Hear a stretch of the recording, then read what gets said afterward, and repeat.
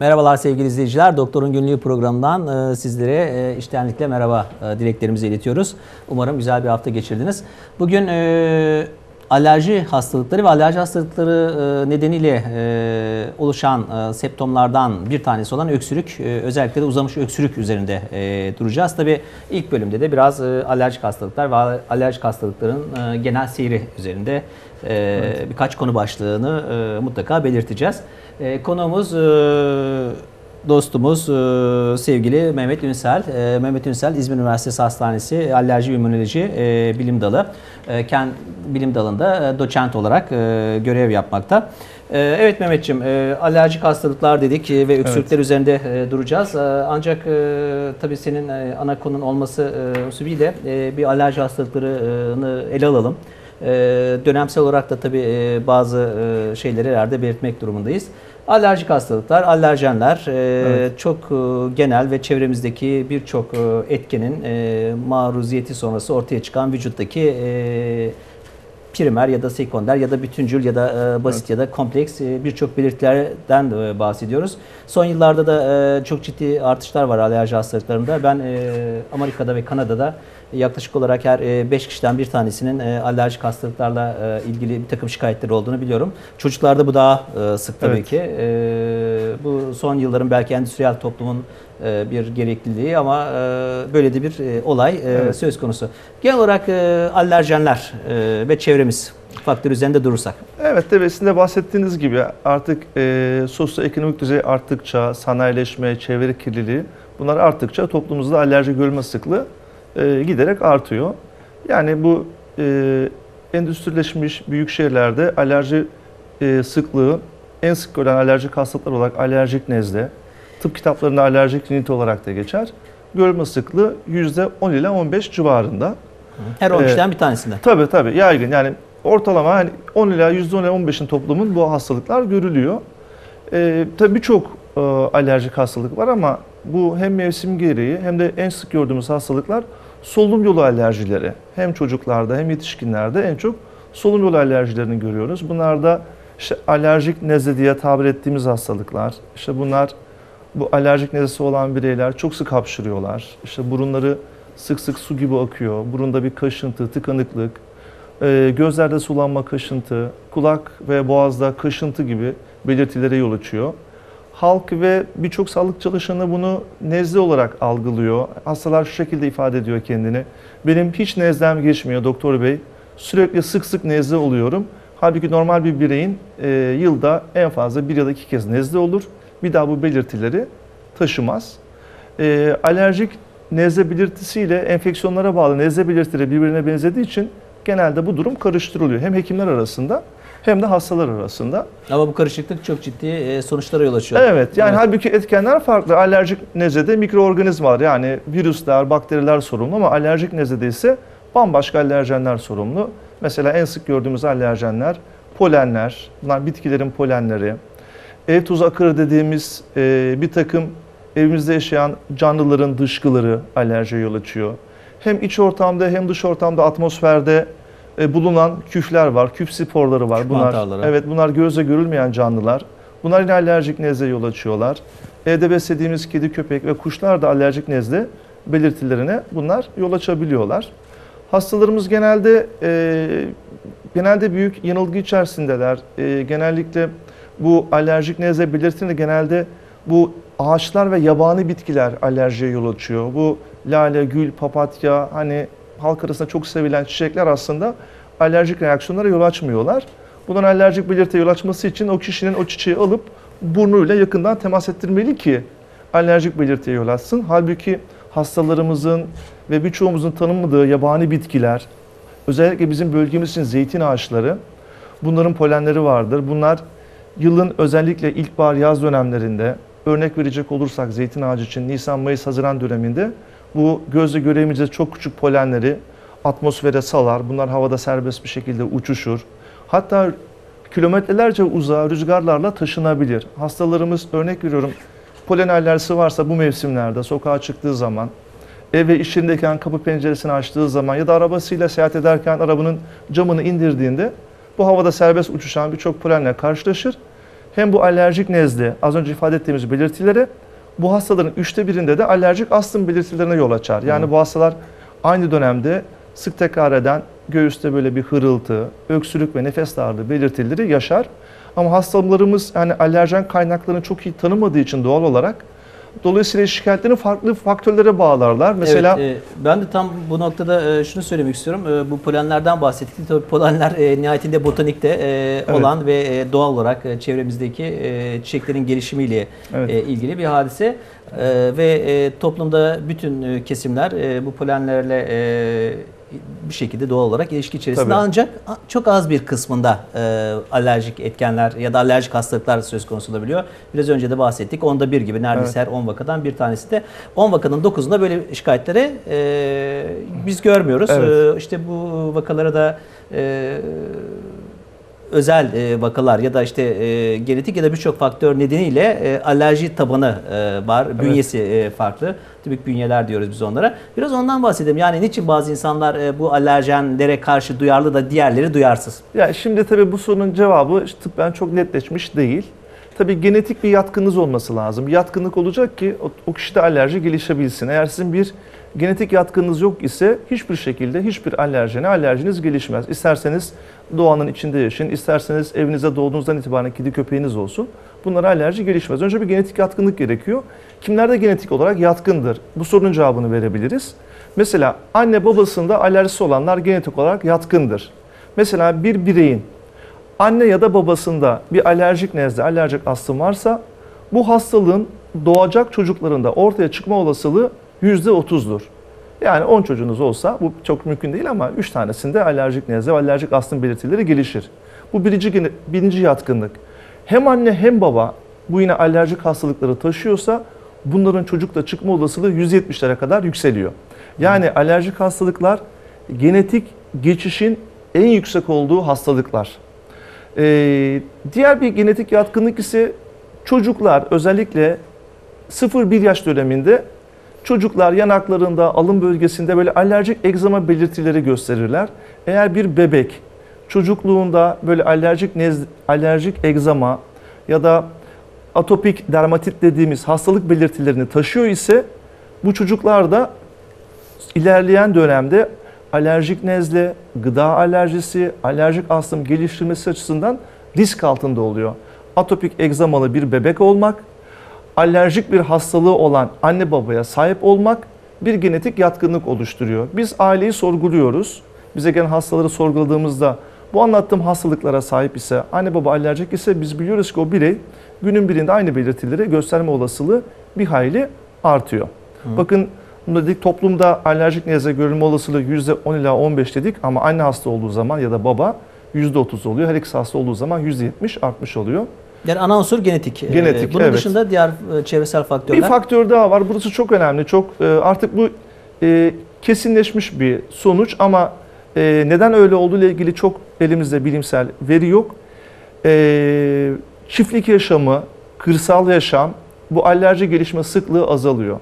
Ne kadar bir yaşadığınız şehir, metropolde yaşıyorsanız, çevre kirliliği fazla ise ve sosyoekonomik düzey yüksekse o toplumlarda bu alerji gelişme sıklığı bir hayli artıyor. Siz kırsal, kentsel yaşama döndüğünüzde, çiftlik hayatına döndüğünüzde, hatta yapılan araştırmalarda eğer bu kırsal yaşamda yaşıyorsanız, doğduğunuz günden itibaren evinizde kedi köpekle yaşıyorsanız hatta kedi alerjisi gelişme riski bile azalıyor. Dolayısıyla kırsal yaşam işte bu alerjik hastalıkların gelişmesini azaltıyor. Bu da şuna bağlanmış. Bu işte kırsal yaşamda, çiftlik yaşamında sık geçirilen enfeksiyonlar alerji gelişme sıklığını azalttığı yönünde görüşler var. Bunun açıklanıyor. Bazı grup hastalar var. O grup hastalarda da herhangi bir anne baba ya da işte genetik bir geçiş söz konusu değil. Daha önceden bir alerji anemnezi geçmişte yok ama birden bakıyorsunuz alerjik bir bünyeyle karşımızda işte acillerde biz görüyoruz daha çok ürtiker falan. O tür durumlardaki etiyopatojenez nasıl? Şimdi tabii ki bir hastalığın ortaya çıkması için hastalarımız da bunu çok sık soruyor. Hocam bu bende daha önce yoktu. Evet. Ya da anne babamda benim bu hastalık yoktu.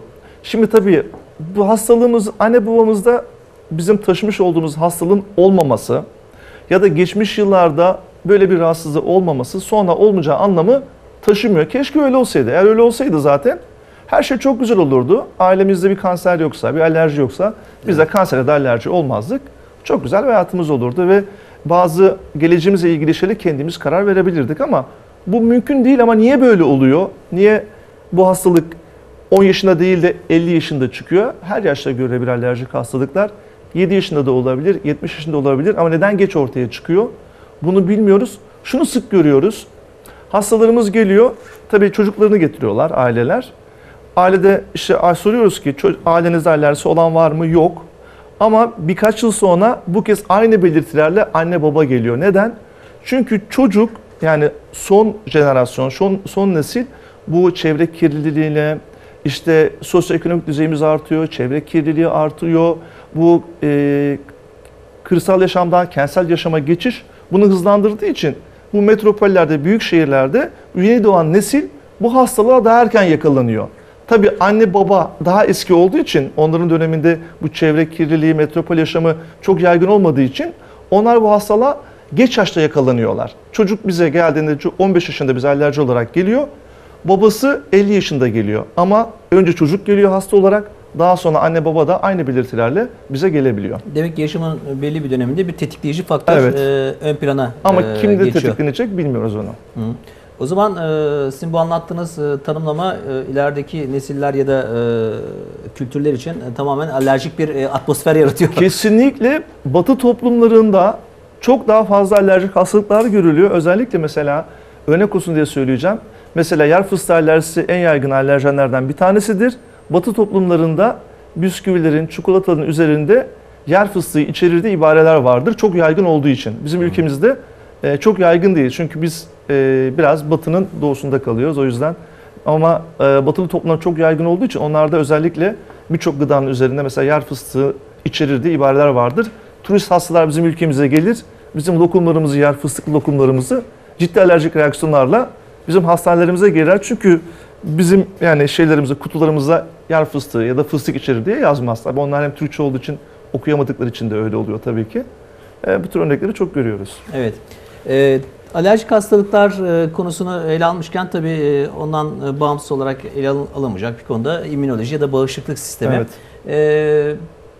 Bu aşamada isterseniz alerjenin vücuttaki yapmış olduğu reaksiyonlar ve bunun hastalık formuna geçiş aşamasını kısaca başlıklar halinde anlatıp ondan sonra da hastalıklar üzerinde duralım. Çünkü öksürük üzerinde çok duracağız. Evet. Tam da işte kış dönemi, Evet. birçok insanlar çevresinde öksüren insanlarla karşı karşıya ve Evet. bütün öksürükler de Evet. mikrobik değil. Birçoğu sizin de bahsettiğiniz gibi alerjik hastalıklardan kaynaklanıyor. Hem insanın kendisi, hastanın kendisi hem de maalesef gittiği doktorların çoğu bu ikisini tam ayıramadığından Evet. hem tedavi sürecinde hem de onların hastalıklarının kontrolü sürecinde çok sıkıntılarla Evet. karşı karşıya kalıyorlar. Bunun tabii maddi karşılığı da var. Hem işlerinden oluyorlar hem Evet. de endüstriyel olarak gidemedikleri güne bağlı olarak iş gücü kaybı söz konusu ve konforlarından Evet. feragat ediyorlar. Tüm bunların üzerinde duracağız. Şimdi alerjenin vücutta yapmış olduğu reaksiyon ve hastalık tablosunun oluşması. Tamam, şimdi Tabii kabaca anlatacağız. Tabii. Evet. Tabii çok halkımızın da anlayabileceği Tabii. şekilde çok teknik konulara girmeyeceğiz. Zaten güzel bir giriş yaptık. Hani çevremizde programın başında da bahsettik. Polenler, ev tozu akarları. Tabiatta şöyle kısaca özetleyelim. 4 tane önemli alerjen kaynağı var. Biri bunların polenler, diğeri küfler, diğeri beslediğimiz evcil hayvanlar, bir diğeri de ev tozu akarları. Programda başında bahsettiğimiz gibi bu 4 tane alerjen kaynağına bizim günün birinde alerji geliştirmemiz için önce bir genetik yatkınlığımız olması lazım. Bunun ne olduğunu az önce değindik. Eğer kişinin genetik yatkınlığı varsa günün birinde, ama bu 7 yaş ama 70 yaş herhangi bir dönemde biz bunları sürekli gündelik hayatta karşılaşıyoruz ama vücudumuz buna tepki vermiyor. Nasıl oluşuyor bu alerjik hastalık? Günün birinde işte polen örnek verecek olursak bütün gün, bütün ilkbahar yaz dönemince atmosferdeki polenleri biz nefes yoluyla soluyoruz. Bunlar bizim işte solunum yolumuzdaki bir takım mukoz dediğimiz yapılara yapışıyor. Ve bir süre sonra normal bir insan bu polenlere hiçbir reaksiyon vermiyor. Şunu da belirtelim, alerjik hastalıklarda immün sistemde bir eksiklik söz konusu değil. Burada aşırılı abartılı olmaması gereken bir yanıt söz konusu. Biz bu polenlere maruz kala kala günün birinde vücudumuz bu polenlere karşı bir antikor çeşidi üretiyor. Buna immunoglobulin E diyoruz. Hatta hastalar tetkik yapıldığında hep ellerinde görürler. IgE diye kısaltılıyor. İmmünoglobulin E diyoruz buna. Bu alerjine karşı bu antikor gelişiyor. Bu antikor geliştikten sonra bizim vücudumuzda alerji yapan hücreler var. Bunlara mast hücresi diyoruz. Bunlar gidiyor mast hücrelerin yüzeyine yapışıyorlar. Hasta bir sonraki karşılaşmada yine tekrar polene maruz kaldığında bu soluduğumuz polenler işte bu üretilmiş olan antikorun üzerine yapışıyor. Bu antikorlar aynı zamanda bu alerji hücresi olan mast hücrenin üzerine de yapışmış durumda. Bu hani alerjenle antikor birbirine bağlandığında bu mast hücresi, alerji hücresi parçalanıyor vücudumuzda. Bu parçalanmayla birlikte bir takım maddeler salgılanıyor. Histaminler vesaire. Histaminler, birçok medyatör, birçok madde salgılanıyor. Ve bunlar tüm alerjik belirtilerine yol açıyor. Alerjik nezle yapıyor, alerjik astım yapıyor, ilaç alerjisi yapıyor, gıda alerjisi yapıyor. Birçok alerjik hastalığa yol açıyor. Mekanizması bu. Ve kabaca ama böyle. Tabii semptomlar bu kadar basit değil. Bazı alerjik hastalıklar ölümcül olabiliyor. Kısaca ondan da bahsedip ondan sonra öksürük yapan alerjik hastalıklar üzerinde duralım. Yalnız kısa bir aramız var. Şimdilik hoşça kalın.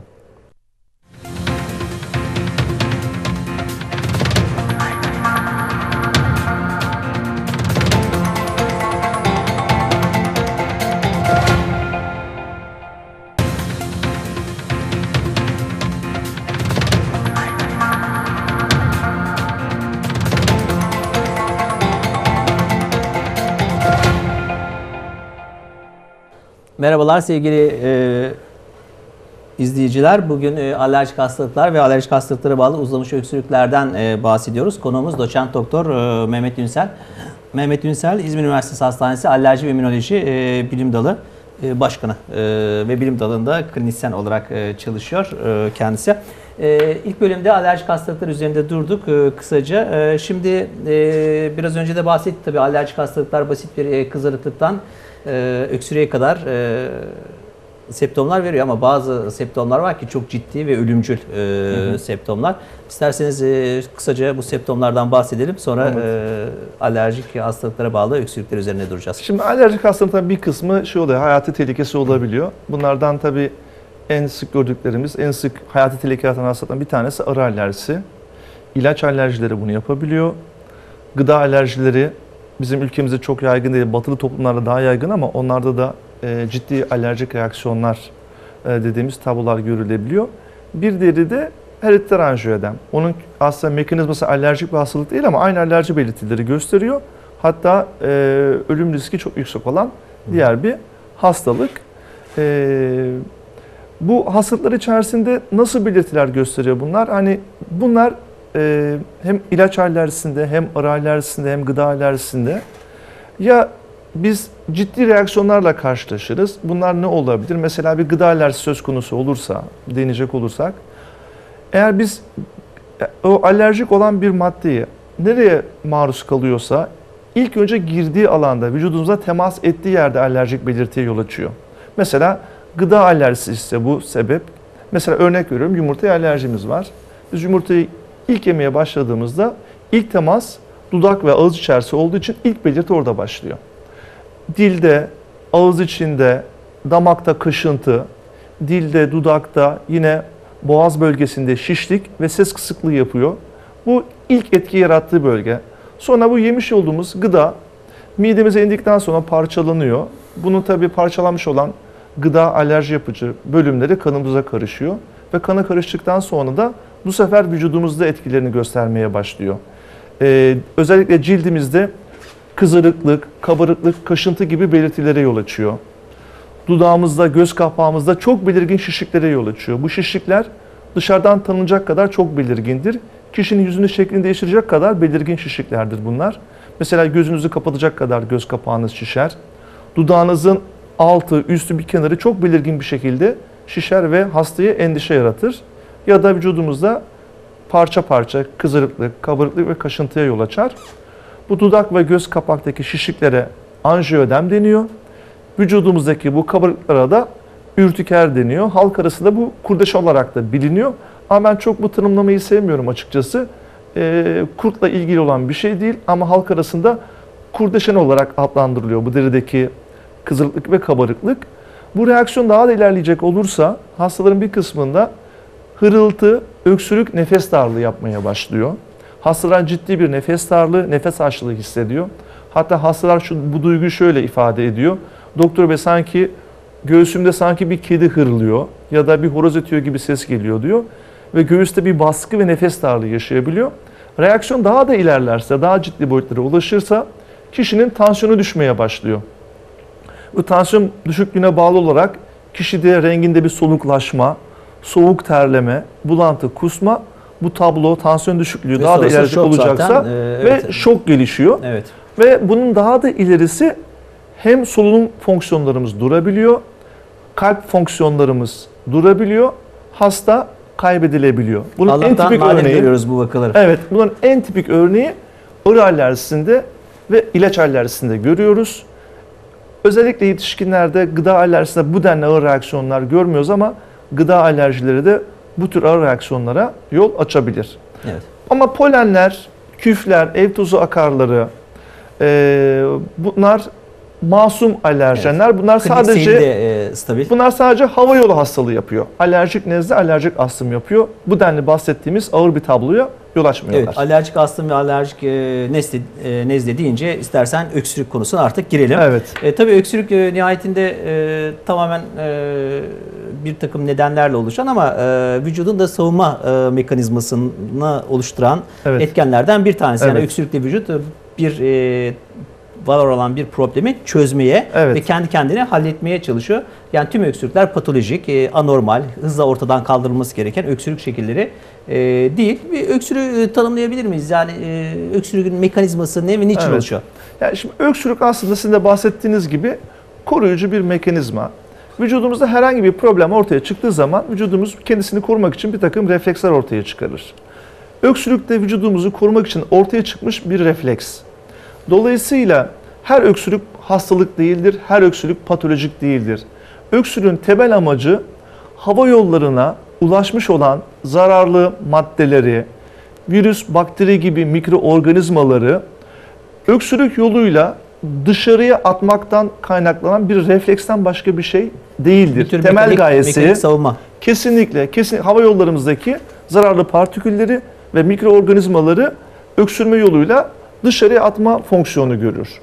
Dolayısıyla vücudumuzun yaratmış olduğu bir savunma mekanizmasıdır. Ve birçok hastalık seyrinde de biz öksürük görürüz. Öksürük yani bir yere kadar normal fizyolojik bir yanıttır. Vücudumuzun vermiş olduğu zararlı maddelere karşı ama hastaların bir kısmında bu öksürükler çok uzayabilir. Evet, bazı hastalıklarda da öksürük bizim gördüğümüz semptomlardan bir tanesi. Evet. İşte tabii basit bir infeksiyondan işte tüberküloza, oradan akciğer Evet. kanserine kadar birçok vakada Evet. öksürükleri biz görebiliyoruz. Ama bugün alerjik hastalıklar ve ona bağlı öksürükler üzerine Evet. yoğunlaşacağız.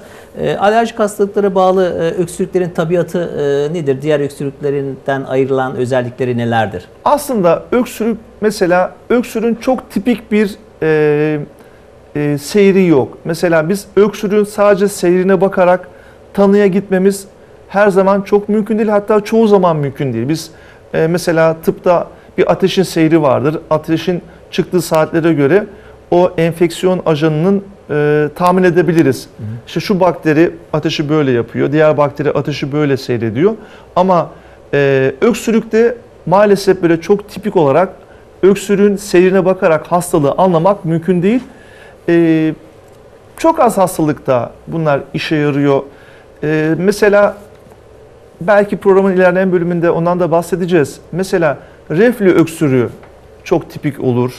Bazı ilaçların yaptığı öksürükler tipik olur ama bu iki hastalık dışında öksürüğün tipine bakarak tanı koymak çok mümkün değildir. Öksürük aslında size ifade ettiğimiz gibi aslında hastalık değildir. Bir hastalığın bir belirtisidir bizim için. Dolayısıyla öksürük semptomu daha çok havayolu hastalıklarında görebileceğimiz gibi bu üst hava yolları olabilir, alt hava yolları olabilir ya da havayolu hastalıkları dışında da biz öksürük belirtisini görebiliriz. Evet. Alerjik hastalıklarda alerjik nezle ve bronşiyal astım gibi bir takım tanımlamalar var Evet. ve bu tanımlamalar içerisinde de öksürükler Evet. oluşuyor. Ve maalesef bu öksürüklere bağlı işte şikayetleri hem hastanın kendisi hem de Evet. gittikleri doktorlar tam tanımlayamadıklarından değişik ilaç gruplarıyla maruz kalmak durumunda kalıyorlar. Bunlardan bahsedelim. Evet. Şimdi alerjik hastalıklarda biz iki grup hastalıkta öksürüğü çok sık görüyoruz. Birisi alerjik nezle. Bir tanesi de alerjik astım. Her ikisi de öksürüğe yol açıyor. Alerjik nezledeki öksürük mekanizması şu. Kişiler çok sık hapşırır. Burnu su gibi akar ama burun akıntısı sadece öne doğru olmaz. Aynı zamanda burnumuz geniz vasıtasıyla akciğerlere, alt hava yolları bağlantı halindedir. Bu akıntı burnun öne doğru olabildiği gibi genize, arkaya doğru da bir akıntı yaratır. Bu yoğun akıntı alerjik nezlesi olanlarda öksürüğe yol açar.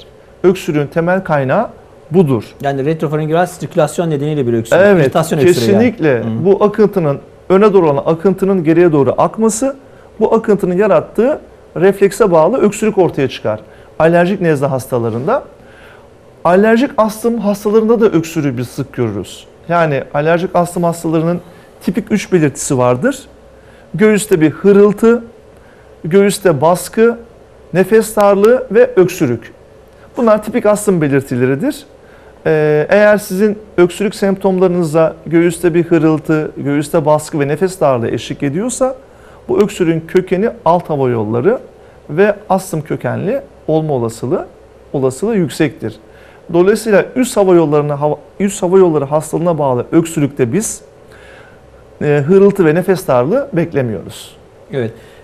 Tabii öksürük sadece bu nedenler değil, bu yaşadığımız bu periyotta, zaman döneminde de değişik nedenlerden Evet. de kaynaklanabiliyor. Özellikle virüsler ya da bakterilerle işte Evet. faranjitten tutun biraz önce sizin söylediğiniz gibi üst solunum yolu enfeksiyonları, hatta daha ciddi pnömoni, zatürreye kadar Evet. giden tablolar oluşuyor. Burada dikkat edilmesi gereken sanırım süresi. Evet. Yani bizim bu bahsettiğimiz infektif hastalıklarda bir Evet. süresi var. Evet. 7 gün, 10 gün en fazla işte Evet. 1 ila 3 hafta içinde bunlar Evet. geçecek. Evet. Ama bir dönem içerisinde sürekli olarak Evet. öksürük, sürekli burun akıntısı, Evet. işte izleyicilerimiz herhalde dikkat etmeleri gereken konu bu. Evet, aslında ben de çok önemli bir konuya değindiniz. Yani öksürük uzadığı zaman bizim için problem. Ama bu sonbahar kış döneminde hastalarımız uzamış yoğun öksürüklerle bizim polikliniklerimize başvururlar. Normalde bir sinüzit olsun, faranjit olsun ya da bir basit nezle ve bir grip olsun, buna bağlı öksürükler sizin de ifade ettiğiniz gibi bir hafta 10 gün içerisinde bunlar son bulur, sonlanır. Ama sonlanmayan öksürüğü olan hastalarımız var. Bu uzamış öksürüklerin nedenine bakıldığında bunların bir kısmı alerjik olabiliyor. Eğer sizin alerjik nezleniz varsa, eğer alerjiye bir yatkınlığınız var ise, o kış döneminde alerjik nezleniz tamamen düzelmiş olsa bile alerjisi olmayan bireyler nezle grip olduğunda ya da bir üst hava yolu enfeksiyonu geçirdiğinde bunların öksürükleri bir haftada düzelirken bu alerjik olan kişilerin öksürükleri çok uzuyor. Yani biz 6 haftayı aşan öksürüklere uzamış öksürük, kronik öksürük diyoruz. Alerjik nezlesi olanlarda biz uzamış öksürüğü çok sık görüyoruz. Hatta hastaların bize bir kısmı alerjik nezle belirtileri daha ortaya çıkmadan bu belirtiyle geliyor. Hasta enfeksiyon geçiriyor ama enfeksiyonu bir türlü düzelmiyor. Bunların bir kısmının uzamış öksürüğün bir nedeni de zemininde alerjik yatkınlığı olması ya da alerjik nezle olması. Yine bu uzamış öksürüğün bir nedeni de astımın tipik özelliğidir. Sonbahar kış ayları geldiği zaman araya giren enfeksiyonlar ve kirli hava astım belirtilerini, astıma ait belirtileri daha da alevlendirir. Hatta hastalarda düzelmeyen öksürüklere yol açar. Dolayısıyla kış ayları geldiğinde astım olan hastalarımızın öksürükleri bir türlü düzelmeyebilir. Bu da astımın bir özelliğidir. Yani bir toparlayacak olursak sonbahar kış döneminde uzamış öksürüklerin en sık iki nedeni alerjik nezle ve alerjik astım olan hastalardır. Ama kış aylarında bu öksürüğün uzamış olması illaki o kişide alerjik olacak, alerjik nezlesi olacağı ya da alerjik astımı olacağı anlamına gelmiyor. Bazen şunu da görüyoruz. Kişilerde herhangi bir enfeksiyon sonrasında, yani üst solunum enfeksiyonu sonrasında 6 haftayı geçen uzamış öksürüklerde olabiliyor. Değil mi? Onlara tabii kronikleşmiş Evet. hastalıklar, kronik faranjit ya da kronik bronşitler var tabii. Evet. Birçok hastalık grupları var elbette.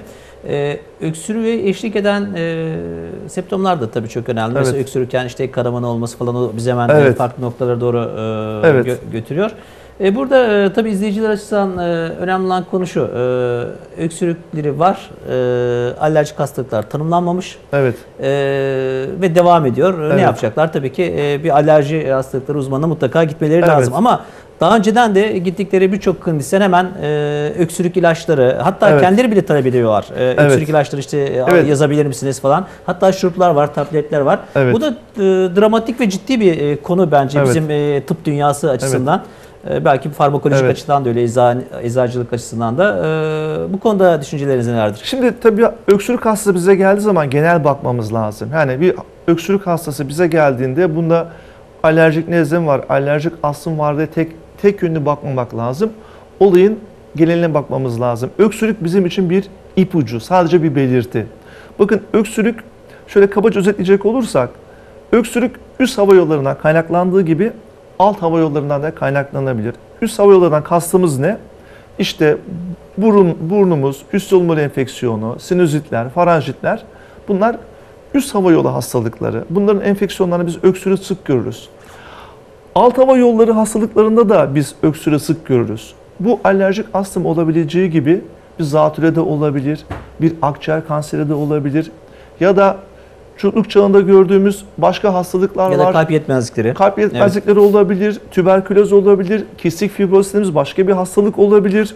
Çocuklarda yabancı cisim çocuklar aspire etmiş olabilir. Yani öksürük bizim için bir ipucu.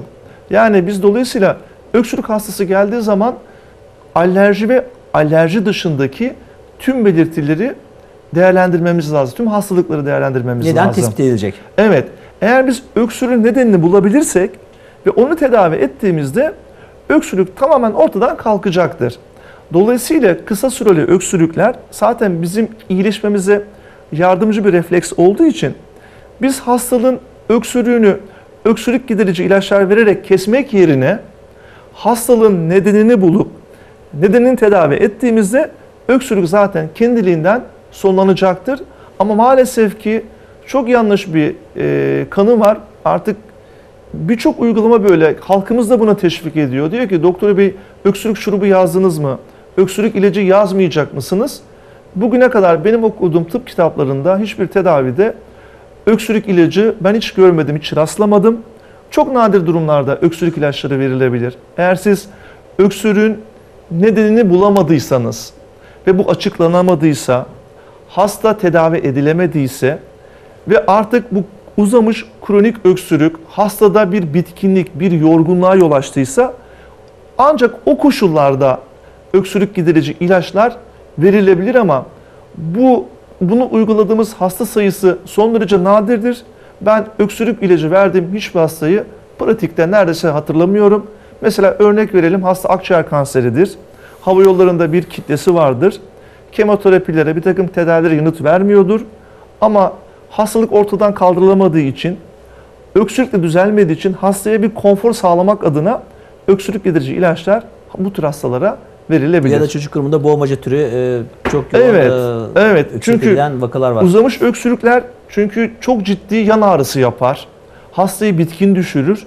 Bu tür tedavi edemediğimiz, önüne geçemediğimiz, verilmesinde sakınca görmediğimiz hastalıklarda ama çok sınırlı hastada öksürük ilacı verilebilir ama şu an gördüğümüz pratik öyle değil. Yani hasta basit bir nezleye de gitse, basit bir sinüzitle de gitse, hasta ilk reçetede muhakkak biz öksürük ilaçları görüyoruz ama bu çok doğru bir uygulama değil açıkçası. Tabii şu anda kış sezonundayız. Öksürüklü birçok hastalık tabloları ortaya çıkacaktır. Siz alerji hastalıkları uzman olarak, bir klinisyen olarak öksürükle seyreden vakaların, tabii ki toplumdaki dağılımdan bahsettik onda bir ama öksürükle seyreden bir hastalık tablosu içerisindeki vakaların yüzde kaçı alerjik kökenli? Evet. Şimdi aslında Yaklaşık olarak. Evet. Aslında çok güzel bir konuya değindiniz. Aslında birçok hastalıkta biz hekim olarak hasta bize geldiği zaman biz şunu düşünürüz. O belirti bazı hastalıklarda yani o belirtiyi taşıyan, o belirtinin görüldüğü sık hastalıklar vardır. Bir de nadir görüldüğü hastalıklar vardır. Şimdi ne demek istediğim daha iyi anlaşılacak. Bakın, öksürüğün en sık 4 nedeni söylemek çok basit. Bir tanesi alerjik astımdır. En sık nedenlerden bir tanesi. Diğer ikisi de alerji dışı hastalıklardan kaynaklanır. Bir tanesi reflüdür. Diğeri de tansiyonumuzu düşürmek için kullandığımız bazı tansiyon ilaçlarıdır. Bir diğeri de 4 tane olacak. Bu alerji ya da bir alerjik hastalık olmaksızın da bazen geniz akıntısı yaşayabilir hastalar. Bunlara bağlı öksürük görülür. Yani bu 4 sebep öksürük hastalarının %90'ını oluşturur. Yani öksürüğün 4 temel nedeni bu 4 hastalıktır. Geri kalan %10'u çok nadir gördüğümüz hastalıklardır. Eğer hekimler bu 4 hastalığı, eğer bir hasta öksürükle geldiğinde araştırır, sorgularsa hastaların, ona başvuran 100 hastanın 90 tanesinin tanısını çok kolay bir şekilde koyabilir. Geri kalan %10'u ileri araştırma teknikleri gerektirir. Ama gerçekten öksürük aslında çok iyi tanınmayan ama çözümü de çok zor olmayan bir hastalık bana göre. Gerçekten de hani çözülmesi çok zor değil. Evet, ama endüstriyel olarak baktığımızda bu antitüsifler ya da öksürük Evet. şurupları ve öksürükle kullanılan ilaçlar ciddi bir ekonomik volatilite yaratıyor. Evet. Yani yüz milyonlarca dolar. Bu sadece bizim toplumda da değil. Ben işte Kanada'yı biliyorum. Kanada'da da aynı şekilde, yani yoğun bir şekilde kullanılıyor Evet. bu ilaçlar. Bunun kullanılmasında endikasyon olmadığına göre Evet. sıkıntı halkın algısı mı? Evet, halkın algısı hekimlerimizin yani bilgi yetersizliği. Bir de sağlık sektörü tabii ki bu ilacı üretiyor. Yani bu sektör, ilaç endüstrisi bunu üretiyor. Pazar arıyor ve pazarı buluyor ama bizim bilgi eksiğimizi biz kapatırsak hekimler olarak, yani bu öksürük ilaçlarının, yani antitüsiflerin kullanımı son derece azalacaktır diye düşünüyorum. Evet. Alerjik hastalıkların kış dönemi seyirlerinde değişiklikler arz ediyor mu? Ne tür farklılıklar ortaya çıkıyor? Yaz dönemi alerjileriyle kış dönemi alerjileri. Aslında alerjik hastalıklar çoğu zaman ilkbahar yaz döneminde daha yoğun seyreder. Fakat kış aylara geldiğinde bu alerjik hastalık belirtileri tekrar alevlenir. Bunun nedeni, çünkü biz alerjik hastalıklar genellikle en sık solunum yolu alerjilerini görüyoruz. Alerjik rinit ve alerjik astım gibi solunum yolu alerjileriyle uğraşıyoruz.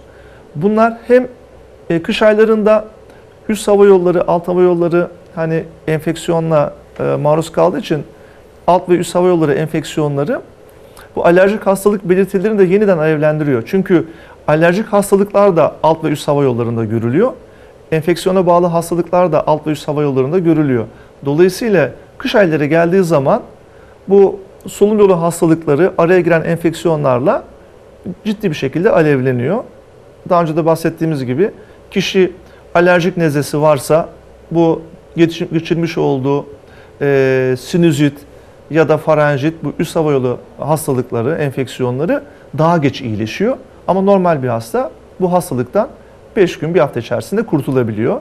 Yine aynı şekilde kişinin bir astımı var ise araya giren enfeksiyonlar astımı alevlendireceği için yine astım hastalıkları, astıma ait belirtiler bu kış döneminde hava kirliliğiyle birlikte daha da artabiliyor. O zaman da tabii diğer hastalıklardan kendilerini korumaları için Evet. daha özenli olmak durumundalar. Evet. Yayınımızın sonuna ulaşmak üzereyiz. Ben çok sizde trendi bir konu var. Alerjik testler. Evet. Onlarla da ilgili kabaca bilgi almak isterim ya da izleyicilerimize Evet. aktarmak isterim. Evet.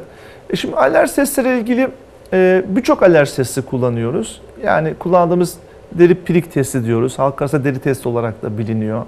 İşte sırttan yaptığımız yama testleri var. Bunlar, kanda baktığımız alerji testleri var. Bunların hepsi farklı amacı yönelik bunlar.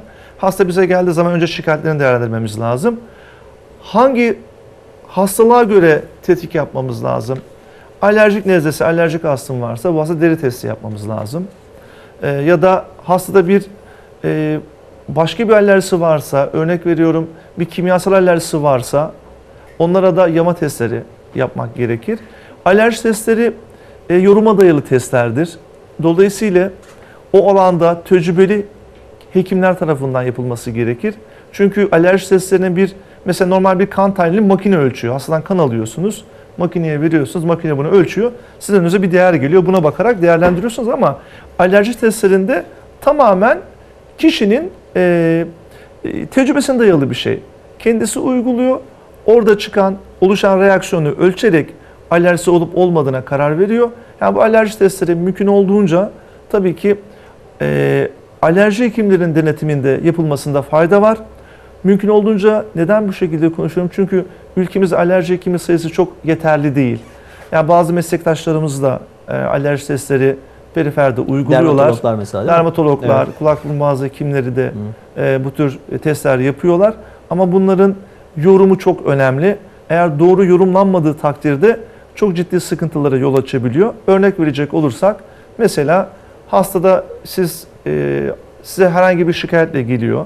Siz gıdalarla ilgili bir test yapıyorsunuz. Orada diyorsunuz ki hastaya eğer yanlış yorumlanırsa sizin buğdaya alerjiniz var dediğiniz anda o kişi eğer hastada çok uyumluysa gerçekten hayatı boyunca buğday yemiyor ve evet, aile ve o birey yanında pirinçle dolaşıyor. Gittiği misafirliğe gittiği yerlerde ekmek yemiyor, makarna yemiyor, pirinç pilavı yapıyor ve birçok fırın ürünü, pasta, çikolata onları tüketemiyor. Ama bu deri testleri yoruma dayalı olduğu için örnek veriyorum, buğday alerjisi olmayan bir kişiye siz buğday alerjisi var derseniz o kişinin hayatını karartabilirsiniz. O yüzden yorumu çok önemli. Testler doğru yorumlandığında çok güzel sonuçlar veriyor ama yorumu çok önemli. Yani tecrübeli arkadaşlarımızın bu testleri yapması lazım. Hasta mümkünse tabii alerji hekiminin olduğu bir yer olmasına fayda var ama tabii bu ülkemiz için şu an çok mümkün gibi görünmüyor açıkçası. Evet. Evet sevgili izleyiciler, bugünkü programımızda alerjik hastalıklar ve alerjik hastalıklara bağlı uzamış öksürükler üzerinde durduk. Konuğumuz doçent doktor Mehmet Ünsel idi. Mehmet Ünsel, İzmir Üniversitesi Hastanesi Alerji ve İmmünoloji Bilim Dalı Başkanı. Kendisine teşekkür ediyoruz. Sizlere sağlıklı bir hafta diliyoruz.